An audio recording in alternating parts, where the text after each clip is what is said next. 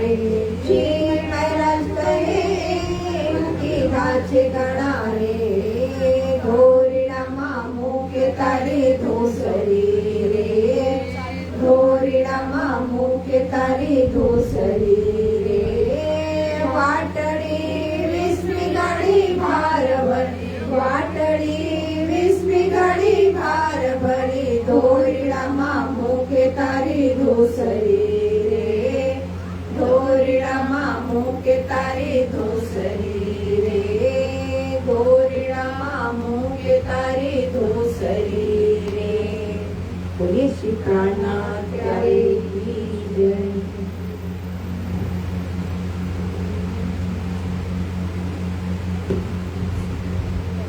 बोलो श्री प्राणनाथ प्यारे की। गुण केते कहूँ मेरे पियो जी गुण केते कहूँ मेरे पियो जी जो हम सो किए अनेक जी गुण केते कहूँ मेरे पियो जी ए बुदईन कार्य की क्यों कहे जुबा विवेक जी गुण केते कहो मेरे पियो जी गुण केते कहो मेरे पियो जी कहे विध विध के सुख धाम के जो हमको दिए जी कहे विध विध के सुख धाम के जो हमको दिए जी तारतम करके रोशनी तारतम करके रोशनी कई विध करी प्राप्त जी गुण केते कहो मेरे पियो जी गुण केते कहो मेरे पियो जी से जल सुख में झीलते कहो दुख ना सुनिया नाम जी से जल सुख में झीलते कहो दुख ना सुनिया नाम जी सोमा यमित आए के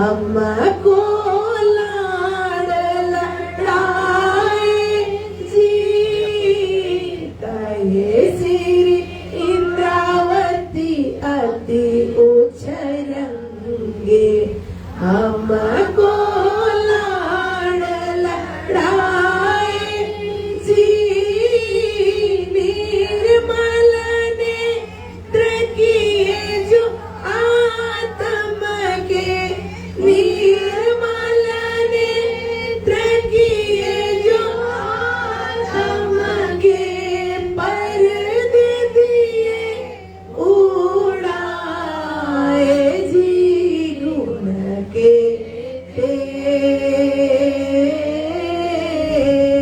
कहूँ मेरे पियो जी, गुण के ते कहूँ मेरे पियो जी।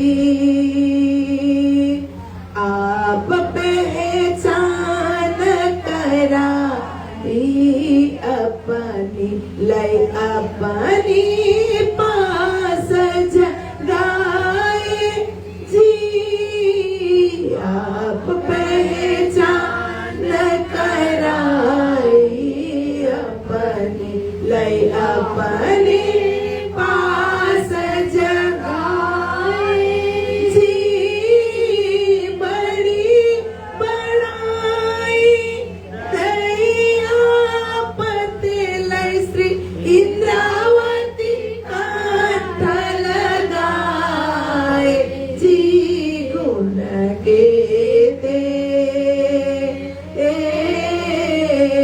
कहूँ मेरे पियो जी, गुण के ते कहूँ मेरे पियो जी, गुण के ते कहूँ मेरे पियो जी। बोलो श्री प्राणनाथ प्यारे की जय।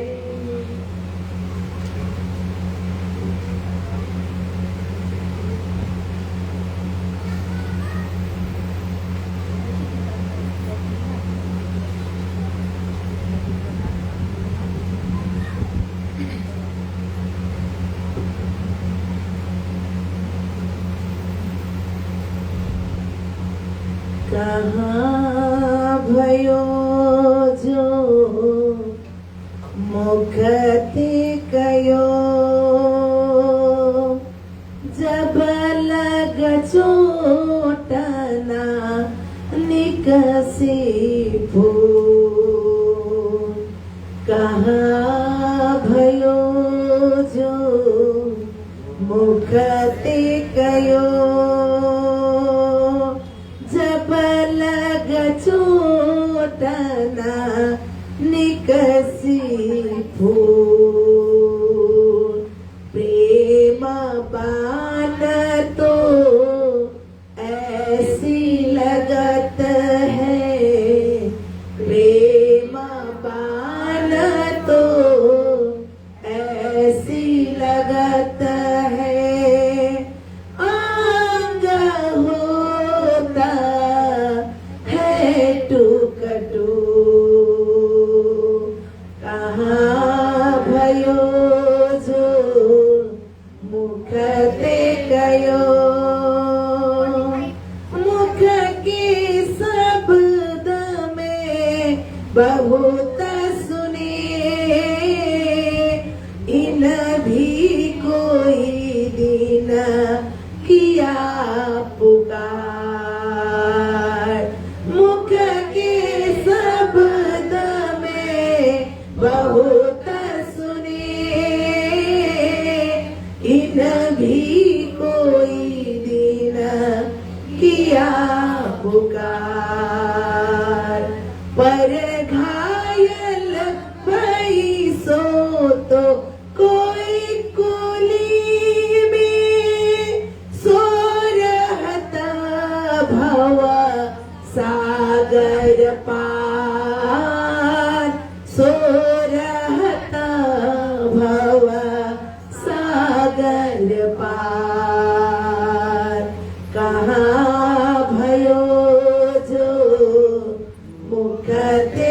गयो जब लग छोटना निकसी भू वाको आग खग बाग नाग न डरावे गुण अंग इंद्री से होता रही वाको आग खग बाग नाग न डरावे गुण अंग इंद्री से होता रही डर सकल स्वामी इन से डर पत या विध पाइए प्रेम परती या विध पाइए प्रेम परती कहाँ भयो जो मुखते गयो जब लग छोटना निकसी भू लगी वाली और का छोना देखे पिंड ब्रह्मांड वाको फेरे नाही लगी वाली और का छोना देखे पिंड ब्रह्मांड वाको फेरे नाही ओ खेलत प्रेम पार पियासो देखन को तन सागर माही देखन को तन सागर माही कहाँ भयो जो मुखते गयो जब लग छोटना निकसी भूल कहाँ भयो जो मुखते गयो जिन बांधे भवन चोदे सोनर हमसे रहता है न्यारी जिन बांधे भवन चोदे हमसे रहता है न्यारी दुख में बैठे सुख लेवे महामती दुख में बैठे सुख लेवे महामती पार को पार पिया को प्यारी पार को पार पिया को प्यारी कहाँ भयो जो मुखते गयो जब लग छोटना निकसी फूल प्रेम बाण तो ऐसी लगत है प्रेम बाण तो ऐसी लगत है आग होता है टूकटू कहाँ भयो जो मुखते गयो कहाँ भयो जो मुखते गयो कहाँ भयो जो मुखते गयो बोलो श्री प्राणनाथ प्यारे की सतगुरु महाराज की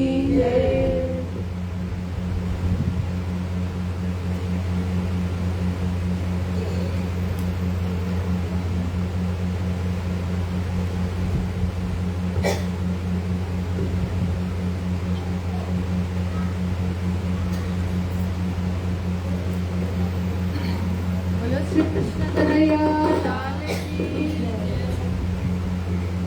सद्गुरु महाराज की जय। बोलो श्री प्राणनाथ प्यारे की जय। महारानी बाजराज की जय। महाराजा छत्रसाल की जय। तीनों पुरी धाम की जय। समस्त संत गुरुजनों की जय। समस्त सुंदर साध की जय।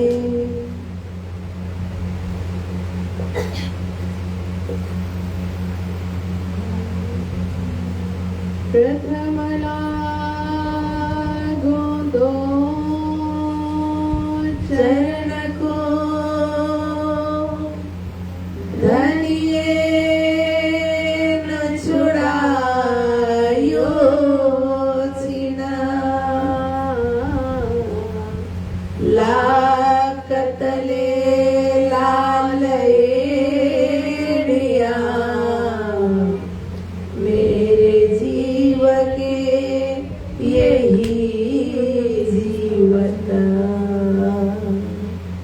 इन पाओ तले पड़ी रहूं धनी नजरे खोलो बातुना पलना वालों निरखो नेत्रे मेरे जीव के यही जीवन मेरे जीव के यही जीवन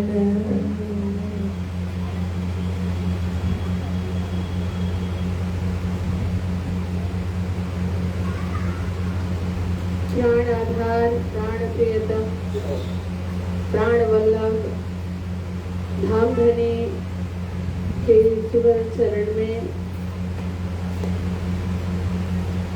अपने आप को समर्पण करते हुए धामस्थ बड़भागी प्राणाधार सुंदर साथी आप सबके चरणों में कोटानुकोट प्रणाम।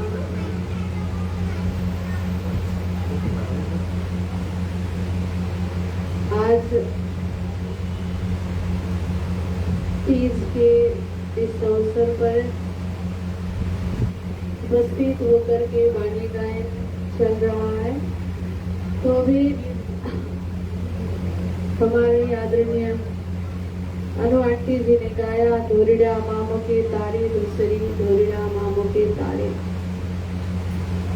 धोरिड़ा आरे मारे रे तो रे हारे तूने गोदे घड़े रे तूता नाके न थाणे रे तूता बंद बदाणे रे गुना आपण रे धोरिड़ा मामो के तारी भूषणी। ये जो प्रकरण है कीर्तन ग्रंथ का 130वां प्रकरण है तो ये बहुत पहले ही अवतरित हुई वाणी है। जब इंद्रावती आत्मा सदगुरु के चरण शरण में आकर के पूरी तरह से सदगुरु के सानिध्य में शराबोर हो चुकी थी। अब ये ऐसी स्थिति थी, खाना पीना छिन छिन लिया, प्यार आर्ष रुहाना, ये वाली बात। हर दम हर क्षण सदगुरु के सानिध्य में जाना, धामधनी के बगल में बैठ करके चर्चा सुनना, सुनते सुनते सुनते सुनते सुनते सुनते रोम रोम धनी के वाणी से भर गए थे। यहाँ तक कि संसार का तो कोई रंचक भी नहीं लगता था उनको। इसीलिए तो एक दिन बड़े भाई ने डांटा, कहाँ जा रहे हो, काम काज से अजान हो गए हो।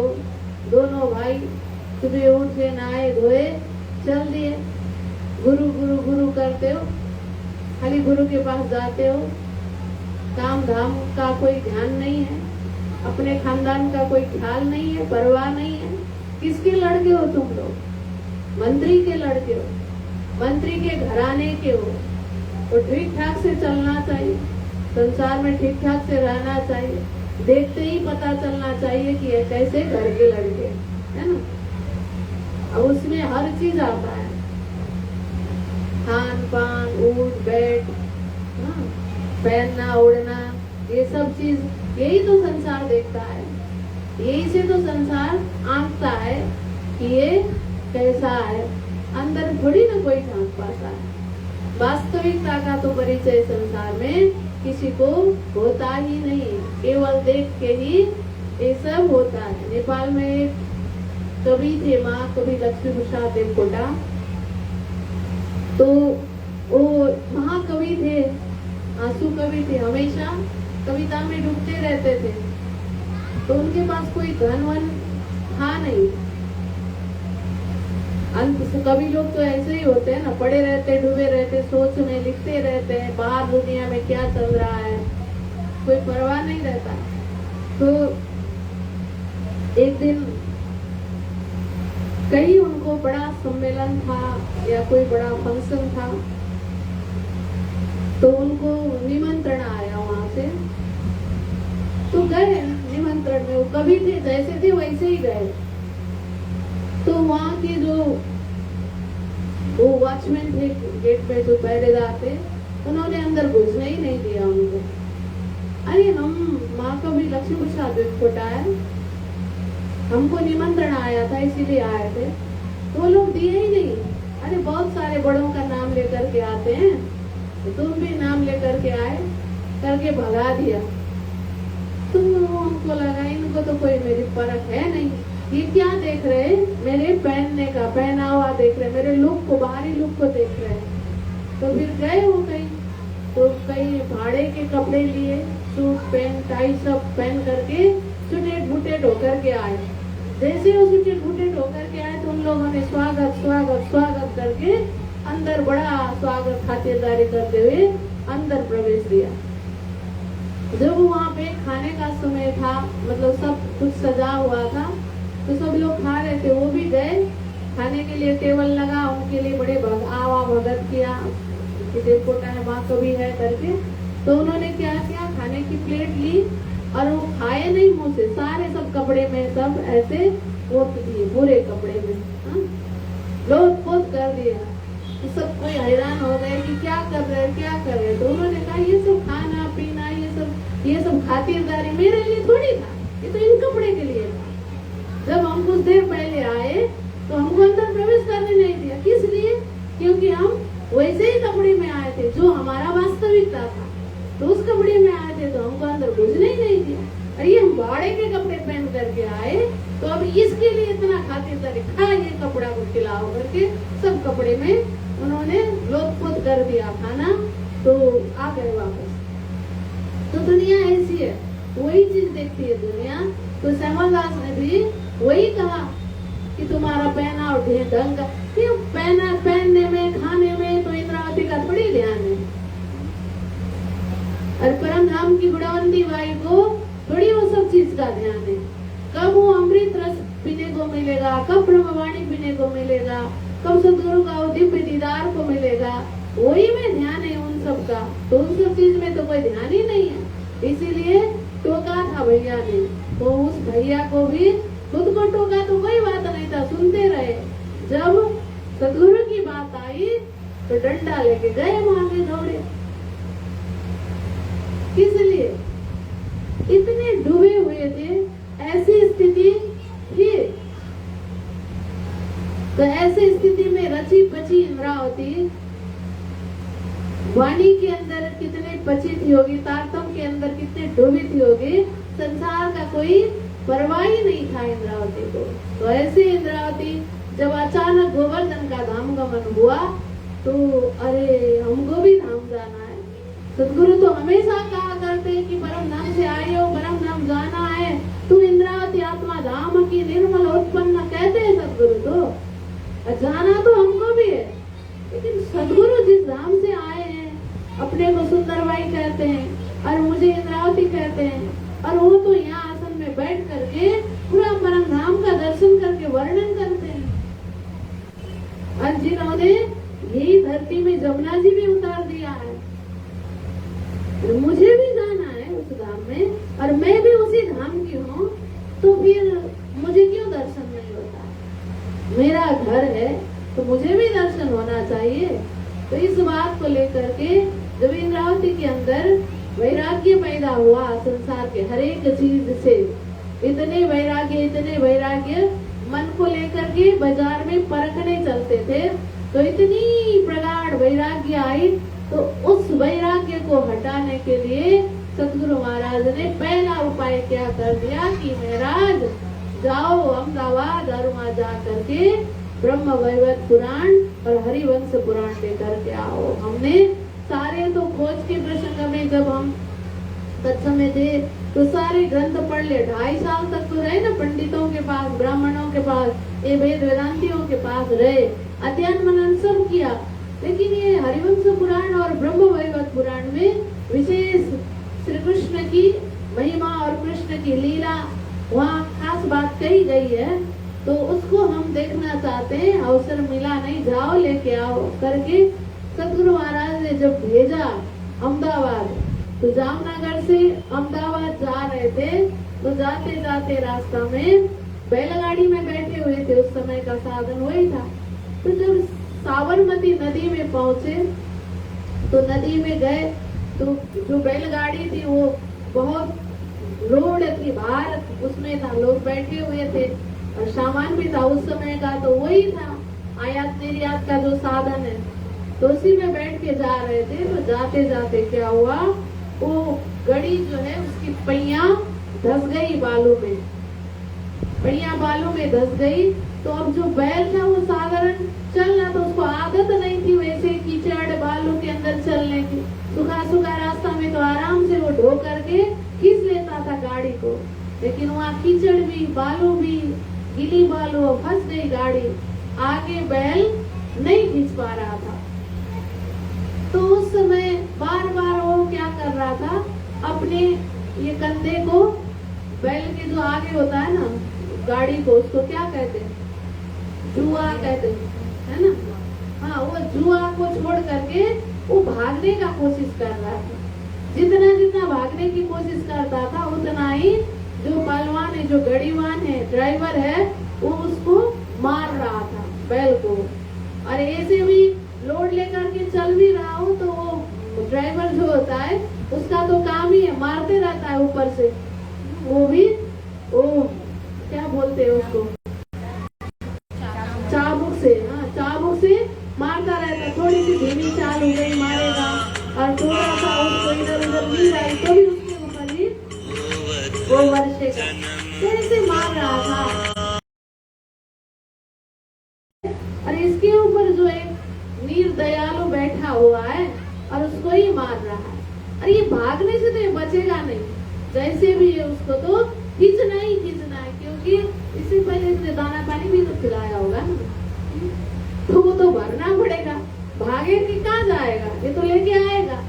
तो ये इसको देख करके प्रेरणा जी को पूरे संसार का चित्रण याद आ गया कि ये तो एक माध्यम है, बैल गाड़ी और जो गड़ीवान है ये तो माध्यम है, लेकिन संसार की स्थिति भी यही है। हर एक जीव को प्रेरणा जी यहाँ पर संबोधन कर रहे हैं बैल के रूप में। घोरिड़ा मामुके तारी रूसरी, हर जीव के कंधे के ऊपर जिम्मेदारी का बोझा है, हर जीव का, सबका अपना अपना लेवल का है। एक छोटा बच्चा विद्यार्थी स्कूल जा रहा है तो उसके भी कंधे में जिम्मेदारी है पढ़ाई करने की, परीक्षा को अच्छे नंबर ला करके पास करने की जिम्मेदारी है।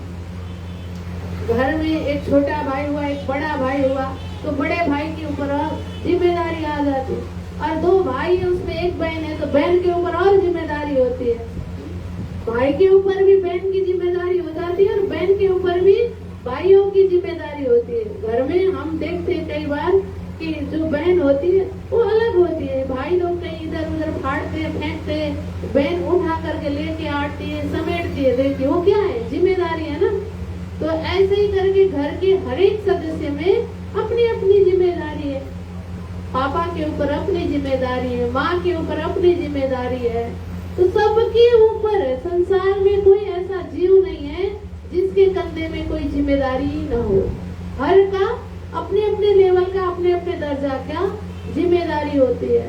लेकिन सबको क्या लगता है, ये बहुत बड़ी बोझ है हमारे ऊपर, इसको फेंक के थोड़ा सा हम आराम करें, चैन से रहे, सबको लगता है। बच्चे एग्जाम लिख करके देखना कैसे सोते हैं, क्या लगता है बड़ी जिम्मेदारी पूरी हो गई 1 साल की। दूसरे दिन बुलाओ तो उठेंगे नहीं, अरे सोने दो अभी तो एग्जाम खत्म हुआ है। तो सबको लगता है कि जिम्मेदारी से थोड़ा सा शांति मिले, राहत मिले, ऐसा होता है। हर कोई जिम्मेदारी से भागने का प्रयास करता है, कहाँ से भागो, कैसे भागो। तो ब्रह्मा जी इसलिए सबको संबोधन करते हैं, धोरिड़ा मामू के तारी धूसरी, हे धोरिड़ा, हे संसार के जीव, हे बैल रूपी जीव, सब बैल है। ब्रह्मा जी ने सबको बैल कहा। तुम्हारे सबके ऊपर जो कंधे में जुआ है, जो जिम्मेदारी रूपी जुआ, उसको मामू को मत छोड़ो। बाटड़ी बिस्मी गाड़ी भार भरी, बाटमी बाट रास्ता कैसा है, बहुत दुखदाई है, कष्टदायी है, उबड़ खाबड़ है, कीचड़ है, ऐसा रास्ता है। और गाड़ी क्या है, लोड है, भारी है, भारी भरकम भार भरी गाड़ी है। तो ऐसे में भी तुम धोरिड़ा मामू के तारी धूसरी, जिम्मेदारी कठिन हो गई करके मत छोड़ो, रास्ता कठिन है करके इधर उधर भटको नहीं, अपने रास्ता को लेके चलो। अब अपने अपनी जिम्मेदारी देखते देखते हम आए कहाँ, हमारी खास जिम्मेदारी क्या है, ब्रह्मा आत्मा की जिम्मेदारी अपने परात्म का दर्शन करना, अपने परात्म को पकड़ना, अपने परात्म को पहचान करना, ये जिम्मेदारी है। अब कठिन तो होती है ना, सुनने की आदत नहीं है, आके बैठने की आदत नहीं है, या घर में काम वाम करके आते थक जाते हैं, तो आते ही बैठते नींद भी आती है। बोलो कृष्ण कन्हैया लाल की। हाँ, ये बाटड़ी भारी भार भरी विषमी है बाटड़ी।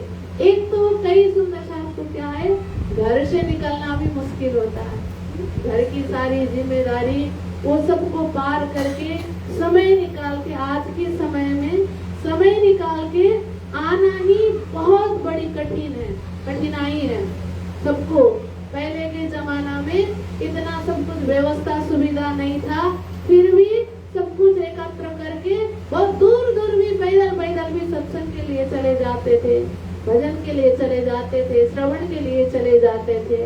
तो अब समय ही नहीं मिलता, तो घर से निकलना ही बहुत कठिनाई है। बाटड़ी विषमी भार भरी, विषमी है बाटड़ी, वहां से निकल के आओ और आकर के सुनने के लिए मन लगना भी कठिन है।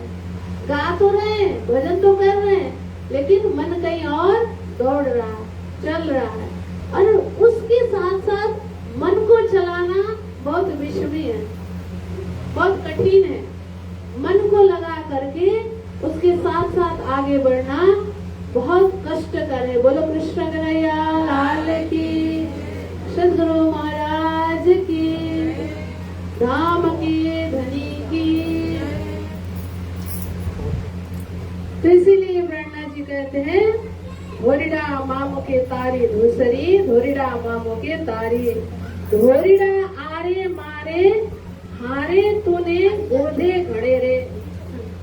हे धोरिड़ा, हे बैल, हे जीव, तुम्हारे ऊपर जो जिम्मेदारी है ना, तो ये जो रास्ता भी कठिन है, और तुमने जब अपने जुआ को, अपने जिम्मेदारी को छोड़ने की कोशिश की, तो क्या होता है, ये जो गाड़ीवान है, जो ड्राइवर है, ये क्या करेगा, तुमको और मारेगा, बहुत मारेगा तुमको। और कैसा मारता है, चुभने के तरीका से मारता है। एक जिम्मेदारी से छोड़ के भागो तो वहां से कई सारी कठिनाई भुगतना पड़ता है। ये रास्ता कठिन है करके थोड़ा उधर, कल हम आ रहे थे रात को, गुरुजी लोगों को छोड़ने के लिए आश्रम से निकल रहे थे, तो थोड़ा सा जाम लगा, तो जाम देख करके गाड़ी को घुमाए, यूटर्न लेके उधर से आए, ड्रॉप साइड से आएंगे करके घुमाए गाड़ी को, और वहां कठिन रुकना पड़ेगा करके घुमाए, और इधर आके घंटों तक फंस गए। देखिए एक जगह से मुड़ लिया और दूसरी जगह में और बड़ी मुसीबत और बड़ी आफत आ जाती है। जैसे मैंने एक उदाहरण दिया ना विद्यार्थी को, कि वो विद्यार्थी अपने जिम्मेदारी छोड़ के भागने का कोशिश करेगा तो क्या होगा, आगे एग्जाम में तो कुछ लिख नहीं पाएगा और रिजल्ट आएगा 0, और रिजल्ट आएगा 0 तो आगे का भविष्य बहुत कष्टदायी होगा ना। तो ऐसे सबका अपने अपने हिसाब से, एक माँ अपना जिम्मेदारी छोड़ करके घर परिवार को देखना संभालना उसको छोड़ करके अगर भागने का कोशिश करेगी तो परिवार कैसा रहेगा, आने वाले जो पीढ़ी है उस परिवार के वो कैसे रहेंगे, उनमें क्या संस्कार आएगा। एक पिता अपनी जिम्मेदारी को छोड़ करके अपने परिवार को पोषण करने के लिए, रेख देख करने के लिए छोड़ करके मैं तो जाऊंगा हरिद्वार में बैठ करके साधु बनूंगा करके गया, तो ये परिवार कैसा होगा। और वो तो बनूंगा करके गया, अंदर से वैराग्य आके गया तो कोई बात नहीं, वहाँ भजन भक्ति में मन लग जाएगी उसको, फिर ये गलत बात नहीं। अंदर से वैराग्य आकर के अपने रास्ता को लेना गलत बात नहीं है, लेकिन जिम्मेदारी से भाग करके जाएगा तो वहाँ तो आश्रम में ट्रस्ट होंगे, समिति होंगे, बहुत सारे आते जाते वाले दर्शनार्थी होंगे, सबके डंडा पड़ते जाएंगे उसके ऊपर।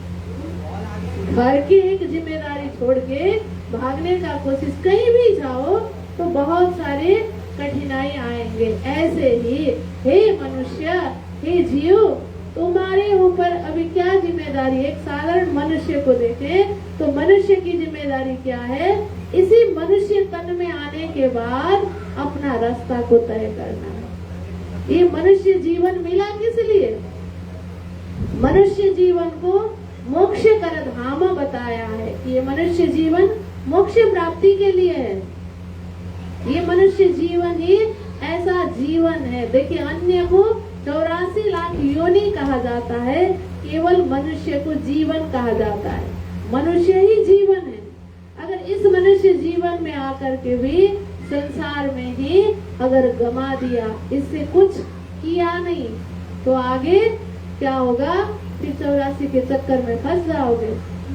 तो और ज्यादा कष्ट हुआ कि नहीं, और ज्यादा कठिनाई भुगतना पड़ेगा कि नहीं, और ज्यादा मार पड़ेगा कि नहीं। 84 में चक्कर काट काट के आना पड़ेगा। तो ऐसे ही परात्म वाले हम ब्रह्मात्मा ब्रह्म सृष्टियों को भी अपनी जिम्मेदारी छोड़ करके अगर यहीं से अभी से सचेत होकर के अपने परात्म की ओर सूरत के राखिए करके आगे नहीं बढ़े तो फिर न जाने कहाँ जीव ने रास्ता कहाँ मोड़ देगा, तो फिर हाल क्या होगा। तो इसीलिए कहते हैं कि ये जो तुम्हारे ऊपर जो बैठा हुआ है ये तो बहुत कष्ट तुमको देता है। हारे तूने गोदे घड़े रे, बहुत कूदेगा, बहुत पिटाई करेगा तुमको। तू ता नाके नथाड़ रे, तू तो बंद बंदाणो रे। कैसा है तू भाग नहीं सकता, क्योंकि तेरे नाक में नथान लगाया हुआ, रस्सी नाक में छेदा करके रस्सी डाला है, और थोड़ा सा भागने का कोशिश करेगा तो रस्सी खींच लेगा। दर्द किसको होगा, तुमको ही दर्द होगा। और बंधन में बंधे हुए हो, सींग में भी रस्सी बांध करके, वो रस्सी किसके हाथ में है, रस्सी उसके हाथ में हो, तो कहाँ भाग जाओगे। अगर तुमने कर्म में भी थोड़ा सा मनुष्य होकर के थोड़ा सा कर्म में अगर तुमने ध्यान नहीं दिया, तो कर्म का फल देने वाला दातार के हाथ में तुम्हारी रस्सी है, तो फल तो देगा ही देगा। जैसा कर्म करेगा वैसा फल देगा भगवान। फल तो मिलना ही मिलना है, तो कहाँ भागोगे, कहाँ जाओगे। साधारण मनुष्य को भी देखेंगे, कर्म छोड़ करके, जिम्मेदारी छोड़ करके, कर्तव्य कर्म को छोड़ करके किसी को कहीं भागना नहीं। तुम बंधन में बंधे हो ऑलरेडी, भाग नहीं सकते हो। रस्सी लगी हुई है तुम्हारे नाक में, तुम्हारे गले में रस्सी बंधा हुआ है, भाग नहीं सकते। अब ब्रह्मात्मा के अंदर आकर के देखे तो ब्रह्मात्मा के अंदर भी रस्सी लगी हुई है, नाक में नथान लगा है। क्या नथान लगा है? प्रेम संवाद में सौवेर देखो आजमाए के, ऐसा मोमिन करे न कोई। 100 बार परीक्षा करके देखो हे राज्य महाराज, हम आपको कहाँ भूलेंगे, भूलने वाले नहीं है। भेज के तो देखिए कैसे हो सकता है आपसे अलग होकर के हम रह सकते हैं? ये असंभव बात है, असंभव, कभी हो ही नहीं सकता। राज जो शक्कर है वो कड़वा हो सकता है, आग ठंडा हो सकता है, पानी गर्म हो सकता है, लेकिन ब्रह्म आत्मा आपसे अलग कैसे हो सकती है? आपको भूल करके कैसे रहेंगी? ये हो ही नहीं सकता है। क्या करे सी हमको माया, आपकी माया क्या करेगी हमको करके जो बड़ी बड़ी बात की है ना, तो यही गले के फंद होकर के पड़ा हुआ है, यही रस्सी नथाड़ो लगा हुआ है। तो इसीलिए अपनी जिम्मेदारी को छोड़ना नहीं। क्या जिम्मेदारी है? जगना और जगाना। जिम्मेदारी वो भी तो है। मैं भूली तो तू जगाना, तू भूली तो मैं जगाऊंगी करके वादा करके आए थे ना, तो ये जिम्मेदारी छोड़ के कहाँ भाग सकोगे? तो इसीलिए सचेत रहो, सजग रहो। धोरीड़ा अवाचक थयो रे, मुखती न बुलाए रे। हे धोरीड़ा, हे बैल, तू तो अवाचक है, अब मुझसे कोई प्रतिकार भी नहीं कर सकता है, बोल नहीं सकता है। अब यहाँ आने के बाद एक जीव भी कोई नहीं बोल सकता है कि हमको ये नहीं करना है, मतलब ये नहीं चाहिए, ये हमको मत दो, ये फल हम नहीं भोगेंगे, ये हम नहीं करेंगे। जीव के हाथ में ये चॉइस नहीं है। जो कर्म किया वही अभी प्रारब्ध बन के आया है। अब जैसा शरीर मिला, लंबे हो, चिकने हो, काले हो, गोरे हो, स्वस्थ हो, रोगी हो, जैसा भी शरीर मिला, अब इसी में गुजारा करना है। अभी नहीं बोल सकते हो कि हमारा ये शरीर चेंज कर दो, किसको बोलोगे? चेंज कर दो, हमें नहीं चाहिए ये शरीर, होगा? नहीं होगा ना। अभी अवाचक है, अब चुपचाप भुगतते रहना है। कहीं कंप्लेन करने का जगह नहीं है। किसको कंप्लेन करोगे, किसको बताओगे? चेंज कर दो, कोई भी चेंज नहीं होगा। न शरीर चेंज होगा, न परिस्थितियां चेंज होगी। जो मिला है उसको ही भोग के आगे बढ़ना पड़ेगा। परिस्थिति भी चेंज होने वाली नहीं है। अरे कई लोग परिस्थिति चेंज करने के लिए जगह ही छोड़ के दूसरे जगह में जाते हैं, लेकिन जहाँ भी जाओ वहाँ तो कर्म का फल साथ साथ में आता ही आता है। कहीं भी जाओ वो छूटने वाला नहीं है। इसीलिए अवाचक है, चुपचाप रख के भोगते जाओ। वहाँ कोई ऐसा चॉइस नहीं है। तो प्यारे सुंदर साथ जी, इसीलिए प्रणा जी कह रहे हैं, धोरीड़ा अवाचक थयो, मुखती न बुलाए रे। मुझसे कोई अब नहीं चलता है, कोई आवाज नहीं निकलता है। अब हमें भी ब्रह्म सृष्टि को भी देखना इसी दर्जा में आकर के। अवाचक थयो, क्या कंप्लेन करोगे, क्या बोलोगे? हे राजी, कैसे माया दिखाया, क्या कर दिया, क्या बोलेंगे राजी महाराज? मांग लिया है तुम, मैंने थोड़ी ना जबरदस्ती दिखाया। मांगने वाली तो तुम ही हो, तुमने ही मांगा इसीलिए हमने दिखाया। अब वहाँ क्या कंप्लेन करने का जगह है? कोई जगह नहीं है कंप्लेन करने का। इसीलिए जो जिम्मेदारी मिला है उसी जिम्मेदारी के साथ साथ संसार की जिम्मेदारी, शरीर की जिम्मेदारी के साथ साथ सूर्यता की जो जिम्मेदारी है उसको लेके आगे बढ़ना है। या बोलने का जगह है नहीं। कलने बेलुरे धोरीड़ा उवट उचाड़े श्वास मा खमायो रे। कलना बेलुरे धोरीड़ा, हे धोरीड़ा उवाचटे श्वास न खमाए रे। ऐसा है स्थिति, बहुत कष्ट है। और तुम्हारे जो कंधे है ना, कंधे में पेश पड़ता है ना, भार है और जो रास्ता है वो कीचड़ जमा हुआ है, पहिया फंसा हुआ है, तो उसको खींचने में जोर लगता है। अब जितना जोर लगता है वो जो जुआ है वो धंसता है कंधे के ऊपर। जब जुआ कंधे के ऊपर धंसता है तो यहाँ पे सूजन आ गया है कंधे में। दर्द तो कितना होता है, वो सूजन के साथ दर्द बहुत हो रहा है, कष्ट हो रहा है, दर्द हो रहा है, लेकिन अब जैसे भी पार तो करना ही है। अब सामर्थ्य है नहीं, श्वास एकदम चढ़ रहा है, चलने का ये नहीं है, अब एकदम पैर कपकपा रहा है, आगे नहीं बढ़ पा रहा है।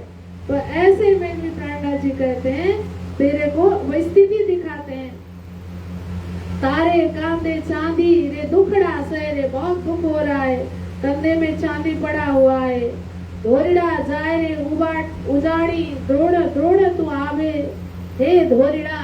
अब ये सब देख के आगे लक्ष्य देख, इधर उधर देखेगा तो फंसेगा, शरीर का दर्द देखेगा भी फंसेगा, परिस्थिति देखेगा तो भी फंसेगा, रास्ता कीचड़ है कैसे चलो बोलेगा तो भी फंसना ही फंसना है, पार तो करना ही करना है। इसलिए इधर उधर कुछ भी मत देख, आगे क्या देख, अपना लक्ष्य देख, और लक्ष्य देख करके लक्ष्य में फोकस करके बस मुझे वहां पहुंचना है, ये रख के अंदर से एक बलिष्ठ भाव रख के आगे बढ़, तभी तो लक्ष्य में पहुंच पाएगा। तो संसार में यही है, इसको देखो उसको देखो उसको देखो, तो फिर फंसते जाओ फंसते जाओ फंसते जाओ। ये तो यहाँ पर ब्रह्म सृष्टि को भी यही करना है। संसार है जैसा है, संसार में अपना कर्तव्य कर्म करते जाना है, लेकिन फंसना नहीं है। संसार में आगे क्या करना है, संसार में अपनी जिम्मेदारी निभाते चलना है, और लक्ष्य का रखना है, सूरत एकई राखियो मोल मिलावे माहे। बस लक्ष्य परम धाम में हो, लक्ष्य मोल मिलावा में हो, लक्ष्य अपने परात्म में हो, लक्ष्य अपने धाम धनी में हो, तो संसार कुछ भी नहीं कर पाएगा। अगर लक्ष्य थोड़ा सा भी भटक गया तो आता है संसार। कभी शरीर की अपनी बीमारी आ जाती है, शरीर ही अपना कष्ट देता है, क्या क्या भुगतना पड़ता है, और कभी परिवार की जिम्मेदारी में आ जाता है, कभी धन की कमी पड़ जाती है, कभी जन की कमी पड़ जाती है। ये तो संसार का नियम है। संसार तो कमी का देश है ही है, कोई न कोई कुछ न कुछ कमी तो रहता ही रहता है। अब भी एक चीज ये भी है, अगर कुछ भी कमी नहीं रही, सब ठीक ठाक रहा, तो भक्ति का भाव भी कहाँ से आता है। बोलो कृष्ण कन्हैया लाल की। हाँ, कल सुबह ही मैं उदाहरण दे रहे थे ना लक्ष्मण सेठ का। अब वो 99 जहाज अगर चलते रहते तो थोड़ी लाला सी महाराज थाली लेकर हाथ थोड़ी ना होता है। संग चले आखर लो निभाए साथ, चौपाई आती है वितक में। तब से क्या किए, सब खाली हाथ लेकर के प्रेरणा जी के साथ चले सूरत से, और आखर लो निभाए साथ, अंत तक 1751 तक एकदम प्रेरणा जी के साथ साथ काया छाया के भांति चले। अगर सब ठीक ठाक रहता, जहाज नहीं डूबे होते, बिजनेस नहीं डूबा होता, तो निकल के जा पाते। सोचिए तो कितना बड़ा बंधन था, जिनके साथ में उस जमाना में भी 1000 से ज्यादा लोग काम करते थे उनके नीचे रह करके। तो इन सब को छोड़ के जाने को कहाँ मिलता, नहीं मिलता ना। चिंतामणि के अंदर अगर प्राणनाथ जी जा करके फटकारे ना होते, प्राणनाथ जी जा करके फटकारे ना होते, उनको कहा ना होता सुनो रे सत के बंजारे एक बात कहूँ समझाई करके, अगर ना कहा होता तो 500 शिष्य के आसपास रह करके एकदम गुरु बन के बड़े गादी में रह करके अपना हाथ ऊंचा कर रहे होते, तो वो थोड़ी ना निकल के जाते, नहीं जाते ना। तो सब देखिए संसार में सब कुछ ठीक ठाक रहा तो निकलना भी मुश्किल है, या तो बहुत बड़ी कृपा होनी पड़ती है, बरद हंसता आना पड़ता है, तभी काम होता है, नहीं तो संसार तो बांधता ही रहता है कुछ ना कुछ बहाने से। इसीलिए कहो कि जो भी परिस्थिति आती है, जितनी परिस्थिति कठिन आती है, उतना ही भजन होता जाता है, उतना ही धनी को याद करते जाते, परमात्मा को याद करते जाते हैं। तो इसीलिए हर एक परिस्थितियों को भी धन्यवाद देना होता है। कोरोना के समय में हम कई एक जगह गए थे ट्रेनिंग के लिए। तो ट्रेनिंग के बाद वहाँ पे सबको उठ के बोलने का था। तो एक लेडीज थी, तो उन्होंने वहाँ उठ करके अपना मंतव्य दिया। तो क्या बोले, सर्वप्रथम हम इस कोरोना को धन्यवाद देते हैं। बोलो कृष्ण कन्हैया लाल की।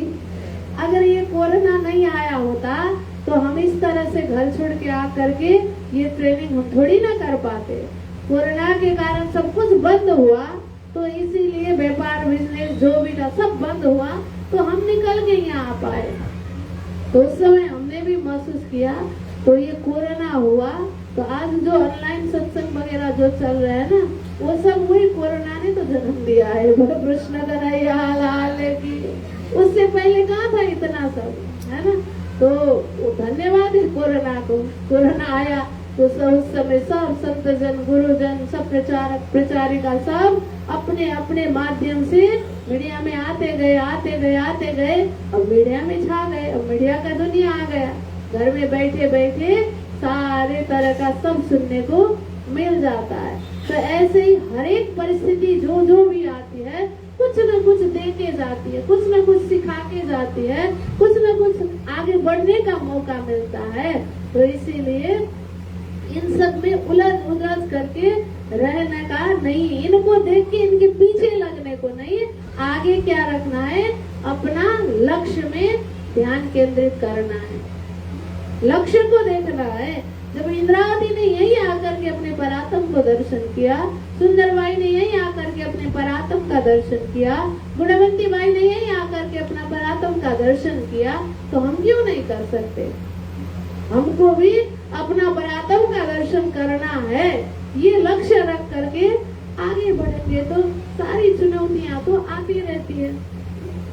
जो माउंट एवरेस्ट चढ़ने वाले होते हैं, वहाँ थोड़ी सहज होता है, सहज थोड़ी होता है माउंट एवरेस्ट चढ़ने। सामने में देखते देखते आगे वाला गिर जाता है, पीछे वाला गिर जाता है, चलते चलते इतने बड़े बारिश, बर्फ का जो है वो लैंडस्लाइड हो जाता है, बर्फ का सब गिर जाता है, पहाड़ी सब दब जाते हैं और उन्हें खाने को मिलता है। अपना शरीर ही बोझ होता है, उसमें सिलेंडर लेके गैस का चलना पड़ता है। कितना कठिनाई, कितने कष्ट, फिर भी उन लोगों को पता है कि हम जाते तो वापस आएंगे कि नहीं आएंगे। हाँ, ये सब लिख के ही वो चढ़ते हैं ऊपर, फिर भी जाते हैं ना। कठिनाई बहुत है, कठिनाई की तरफ अगर ध्यान देते तो वो चढ़ पाते माउंट एवरेस्ट में, नहीं चढ़ पाते ना।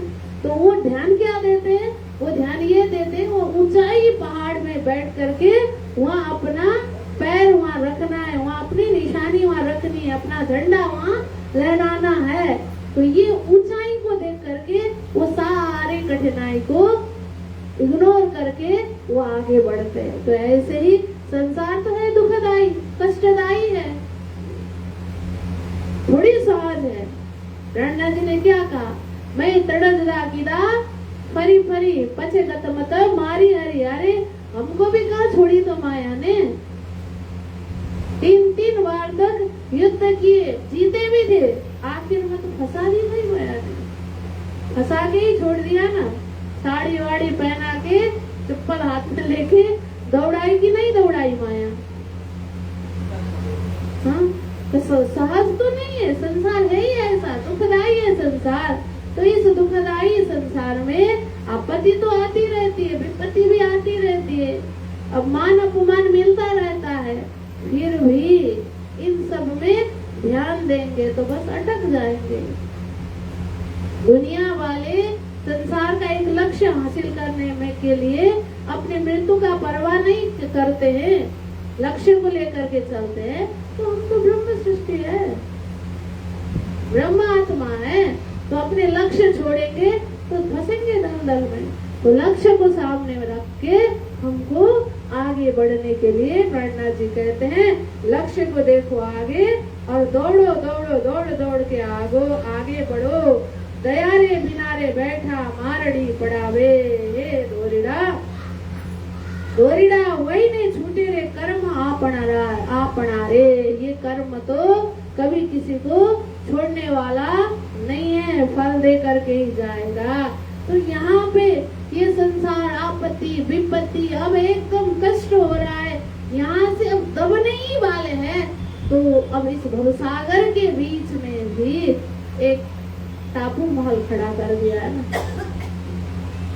ऐसे भवसागर के बीच में भी धनी ने हमारे लिए ये रायपुर के ऐसे भवसागर भवंडरे से बिजी सिटी के अंदर भी धनी ने एक ये टापू महल खड़ा कर दिया। बोलो कृष्ण कन्हैया लाल की, सदगुरु महाराज की। चारों ओर लहरें चल रहा है माया का, इस लहरों के बीच में आओ इस टापू महल में बैठो, सत्संग करो, सुनो और अपने गुरुजन के अपने आगेवान के सानिध्य में जाओ। तो उनकी अगर कृपा मिली, उनका वरद हस्त मिला, तो प्रणनाथ जी ने क्या किया, उस बैल के पीठ में अपना हाथ को फेर दिया, अपनी कृपा उसके ऊपर बरसा दी, तो उसने एक झटाक में वो पार कर दिया। बोलो कृष्ण कन्हैया लाल की। तो हमें भी प्यारे सुंदर साथ जी संसार तो फंसाना है, चारों अपने ओर से प्रयास करते रहना है, करते रहना है, करते रहना है। जब लगेगा कि अब तो चारों ओर से हमारा पल्ला एकदम ढलपल होने लगा, तो टापू महल के अंदर घुसो, सुरक्षित यहीं रहेंगे। तो यहाँ आकर के धनी की कृपा का आह्वान करना, संत गुरुजन जो भी परमहंस लोग मिलेंगे उस दरजा के उनकी कृपा वर्षेगी, उनका हाथ अपने सिर पर आएगा, तो बस माया तो छू मंतर होकर के पार कर जाएंगे।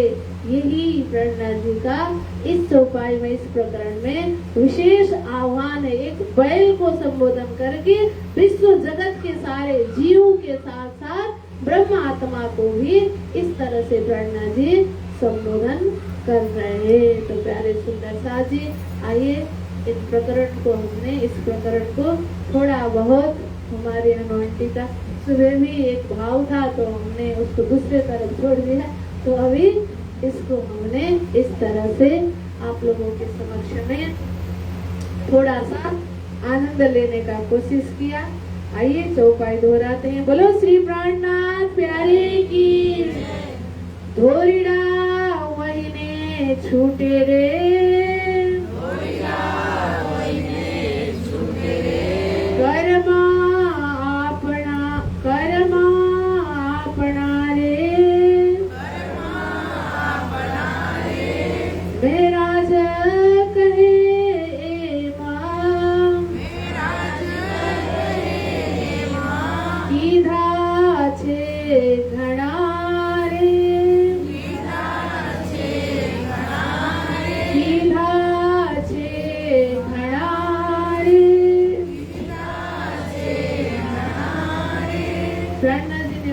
संसार को देखा कि क्या कहते महाराज कहे एमा कीदा छे घड़ा रे। संसार ऐसा घड़ा, ऐसा बलशाली, ऐसा शक्तिशाली ये संसार का ये प्रभाव है, माया का लहर का ऐसा प्रभाव है। इससे बस आगे बढ़ने के लिए एक सहारा चाहिए, एक लक्ष्य चाहिए। यही ऐसे ही प्रकरण जब आगे बढ़ते हैं आरव यात्रा के लिए, वहाँ पर भी यही लक्ष्य किया है प्रणनाथ जी ने कि अपना लक्ष्य देख करके आगे बढ़ो। विश्राई गिरने बंजे, सुनी संगारियो बंजे, ऋणायर रेलियो बंजे, मालम कर मोहड़ा, छाला पूजे बंदर पार। वहाँ भी इसी तरह का संकेत किया है कि आगे अपना लक्ष्य को देख करके आगे बढ़ो, क्योंकि संसार तो ऐसा है, वहाँ पे जो मलाह है, जो जहाज चला रहा है और चारों तरफ सुस्त हवा वहाँ पे आते हैं, समुद्र के बीच में ठंडा लग जाता है, तो वो थक भी जाता होगा। एक हिसाब से एक ही तरह का यात्रा करते उसको नींद आने लगती है, झपकी सी मारने लगता है वो। तो ब्रह्मा जी उसको वहाँ पे सचेत कराते, अरे तू क्या ऐसे सोता है, तू क्यों ऐसे झपकी लेता है, तू थोड़ा सचेत हो जा अपने लक्ष्य में। बहुत सारा यहाँ पे कठिनाई आने वाले, बहुत सारे लुटेरे नकली घाट खड़ा करके रहेंगे जहाज को लूटने के लिए, धनमाल आया है करके, क्योंकि समुद्र से खजाना निकलता था, है ना।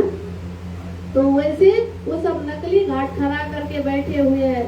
तो तू सचेत हो जा, अपने लक्ष्य को देख। ध्रुव तारा, वहाँ लक्ष्य क्या है, ध्रुव तारा को बताया हुआ है, उसको देख करके आगे बढ़ तू। और जो ऊपर पिंजड़ी बैठा हुआ है, तो पिंजड़ी जो है वो संकेत जो करता है, उसके संकेत के हिसाब से चल। तेरे ऊपर बहुत सारी जिम्मेदारी है, इतने सारे यात्रु लोग बैठे हुए हैं, तो ये यात्रु अगर तूने थोड़ा सा भी गलती कर दी तो यात्रु सब डूब जाएंगे, उनका जीवन सब बर्बाद हो जाएगा। इसीलिए तू सचेत रह करके उस मलाह को संबोधन करते हुए जीवात्मा को कहते हैं कि हे जीवात्मा, तू सजग होकर के आगे बढ़, तेरे ऊपर जिम्मेदारी है। अपने आत्मा को, सूर्यता को सही लक्ष्य में पहुंचाने की जिम्मेदारी है। तो संसार तो बहुत सारे लुटेरे जो लक्ष्य का नकली घाट तैयार करके बैठे हुए हैं। कोई यहाँ आओ, यहाँ आओ, यहाँ मुक्ति मिलेगी बोलता है, कोई इधर आओ, इधर धन मिलेगा बोलता है, कोई इधर आओ, इधर रूप मिलेगा बोलता है। तो ऐसे बहुत सारे घाट खड़ा करके अपने अपने बाजार का एडवर्टाइज करते हुए, दुकान का सब बैठे हुए हैं। तो वहाँ मत फंसना। जो तुम्हारे ऊपर पिंजरी बैठा हुआ है, लक्ष्य दिखाने वाला, वो कौन है, सदगुरु है। तो उस सदगुरु के लक्ष्य को पकड़ करके, अपना लक्ष्य सही रख करके तो आगे बढ़ करके वहाँ भी इसी तरह का संबोधन करते हैं। तो सुदर्शन जी, समग्र में बात यही है कि संसार तो आनी जानी माया फसानी है। तो इसमें हमें अपने लक्ष्य को भूलना नहीं। हर एक संसार में साधारण हिसाब से देखिए, हर एक जीव को, हर एक व्यक्ति का अपना अपना कर्तव्य है। तो कर्तव्य की जिम्मेदारी से भागने का कोशिश मत करो। अपने लक्ष्य को सामने में देख करके कर्तव्य करते हुए अपने जिम्मेदारी को वहन करते हुए आगे बढ़ो और अपने लक्ष्य को हासिल करो। यही है इस प्रकरण का विशेष सार। अब अपने अपने दर्जा से, अपने अपने भाव से अपना लक्ष्य क्या है, अपना कर्तव्य क्या है, उसको पकड़ करके हमें आगे बढ़ना है। तो समग्र में ब्रह्म सृष्टि का लक्ष्य क्या है, और ब्रह्म सृष्टि के ऊपर वरद हस्त सद्गुरु का है, धनी की कृपा का है, संत गुरुजन का है। तो उनके ही अंगुली पकड़ करके हमको आगे बढ़ना है। बोलो श्री प्राणनाथ प्यारे की, धाम के धनी की, सद्गुरु महाराज की। सभी को प्रणाम। क्या करें?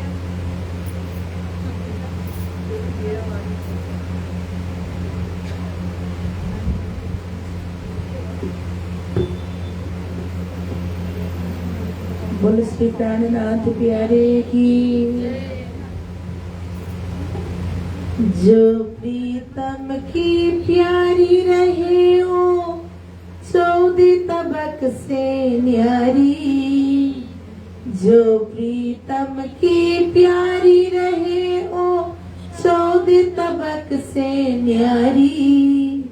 एक धनी को याद रखे, भूले दुनिया सारी उसे। धनी के सिवा कुछ याद नहीं उसे। राजी के सिवा कुछ याद नहीं। जो प्रीतम की प्यारी रहे ओ, 14 तबक से न्यारी। जो प्रीतम की प्यारी रहे ओ, 14 तबक से न्यारी। एक धनी को याद रखे, भूले दुनिया सारी उसे। धनी के सिवा कुछ याद नहीं उसे। राजी के सिवा कुछ याद नहीं।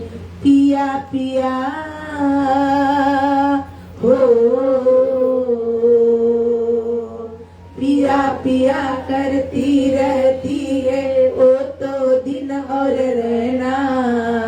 पिया पिया हाँ, पिया पिया करती रहती है वो तो दिन और रहना। पिया का मिले दीदार तरसते रहते उसके नैना। एक झलक मिल जाए पिया की हो, एक झलक मिल जाए पिया की और नहीं कुछ चाहना उसे। धनी के सिवा कुछ याद नहीं उसे। राजी के सिवा कुछ याद नहीं। जो प्रीतम की प्यारी रहे वो चौदह तमक से न्यारी। जो प्रीतम की प्यारी रहे वो चौदह तमक से न्यारी। एक धनी को याद रखे भूले दुनिया सारी उसे। धनी के सिवा कुछ याद नहीं उसे। राजी के सिवा कुछ याद नहीं। पिया के इश्क के एक जाम को रहती वो तो तरसती। पिया के इश्क के एक जाम को रहती वो तो तरसती। जब वो पिलाए जाम नजर से नहीं उतरती मस्ती। जब वो पिलाए जाम नजर से नहीं उतरती मस्ती। इसी जाम की मस्ती में ओ हो, इसी जाम की मस्ती में ओ खो जाती है इतना उसे। धनी के सिवा कुछ याद नहीं उसे। राजी के सिवा कुछ याद नहीं। अर्ज करे हाँ, अर्ज करे अंगना इतनी सद इसका में घर कहीं रखना। अर्ज करे हो, अर्ज करे अंगना इतनी सदा इसका में घर कहीं रखना। जी न सकेगी कभी भी इसको चरणों से दूर न करना। निस्वत आपस मेरे प्रीतम हो, निस्वत आपस मेरे प्रीतम हम है तेरे सहारे। खिलवत में पिया अब तो उठा लो तुम हो प्राण हमारे। हमें तेरे सिवा कुछ याद न हो। हमें तेरे सिवा कुछ याद न हो। जो प्रीतम की प्यारी रहे वो चौदह तमक से न्यारी। जो प्रीतम की प्यारी रहे वो चौदह तमक से न्यारी।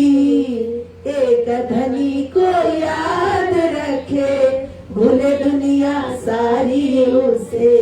धनी के सिवा कुछ याद नहीं उसे। राजी के सिवा कुछ याद नहीं उसे। पिया के सिवा कुछ याद नहीं। बोलो श्री प्राणनाथ प्यारे की, सतगुरु महाराज की, धाम के धनी की।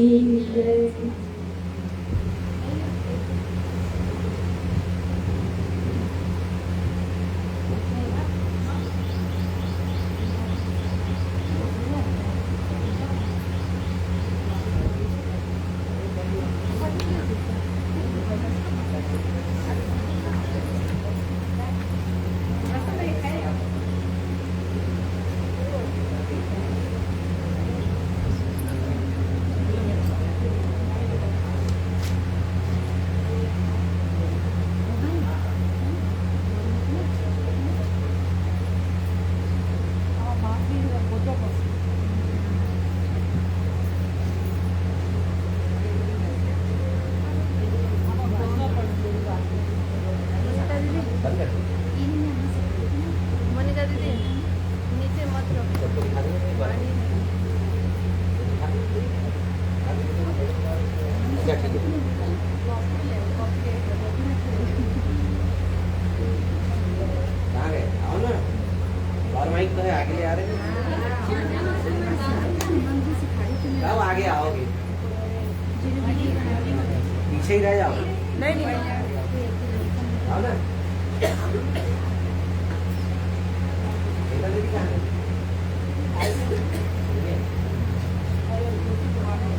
कॉफी कहाँ से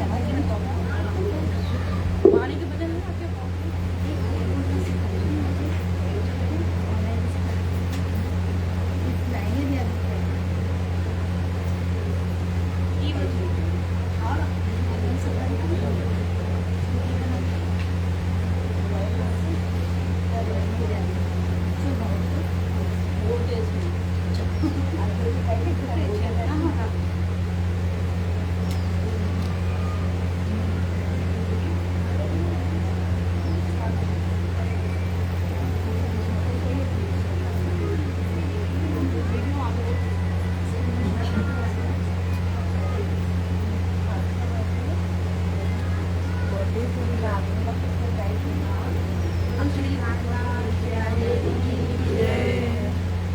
अब